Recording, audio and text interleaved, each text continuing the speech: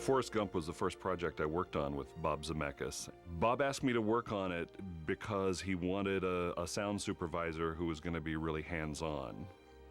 And there are lots of different ways to do projects. Some supervisors are administrators, and some get their hands dirty, and that's my approach. I go out and make lots of recordings and do lots of experimenting myself, and it turns out that that's what he was looking for Gump.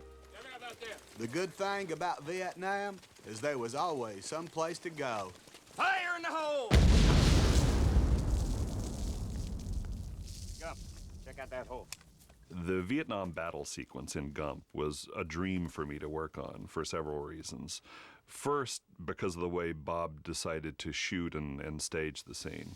As you look at that scene and that sequence, you notice that it's shot in an unconventional way. Instead of beginning with a fairly wide establishing shot so you see the large area where this battle is about to take place or is taking place, you begin very close to the soldiers. And as the battle begins, you get even closer to them. And in fact, the camera is down on the ground with the American soldiers. That swung the door wide open for me, because what it meant was the audience has the same point of view as the American soldiers do. You don't see the enemy that's firing at them. You see exactly what they see, and you hear exactly what they hear.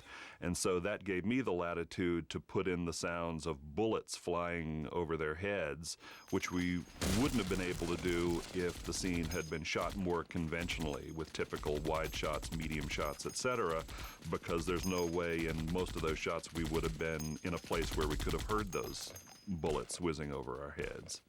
There's no what we call production sound in the Vietnam battle sequence in Forrest Gump. Production sound is the sound that's recorded on the set while the cameras are rolling. And so in a sequence like that, it's pretty typical to have to replace all of the sound in post-production, and that's exactly what we did with the battle scene. And since you're going to replace it, it's going to be ideal to have control over each category of sound, so that when we finally mix all of those sounds together, if Bob Zemeckis says, well, at this point, really all I want to hear are the machine guns that are firing at the American soldiers, or at this point, all I want to hear is the sound of that soldier hitting the dirt, and we don't really want to hear any guns at that moment or people screaming, etc., then you're able to do that. And so you come to what we call the final mix with a set of pre-mixed categories of sound. And in that battle sequence, we have dialogue, which is one pre-mix.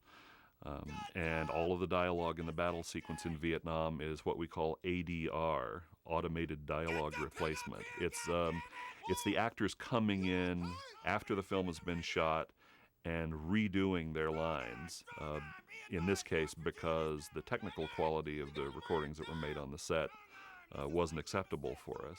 We have what's called Foley, which is essentially human movement sounds. That is the sound of the soldiers' feet on the jungle floor, the sound of their gear rattling and squeaking as they carry it and as they hit the dirt, etc. The sounds of their guns, handling the guns, that is, not the guns firing, that's a whole other category. But all of the handling of the guns, the cocking of the guns, etc., is handled by Foley. And finally, it's completely convincing that you're hearing somebody move and handle this gun, and you believe that it's the actor. In addition to dialogue and Foley, we have several categories of sound effects. In this battle scene, most of them revolve around guns, mortars, explosions, bullets. The tracers, which are the visual images of the bullets flying by people's heads, were quite a project, partly because those visual images were created by ILM. They were a visual special effect. When I saw what they looked like, it was clear to me what I needed to do. We went out and took various calibers of rifles and fired them at the ground at oblique angles, and I knew from experience that that would give us good ricochet sounds. And one kind of ricochet that you get, if you fire a bullet at a hard object and it bounces, it causes the bullet to tumble end over end sometimes. And as it tumbles end over end, it makes a kind of whistling sound. But sometimes it doesn't really make a whistling sound, it just makes a kind of whirring sound just as it goes through the air.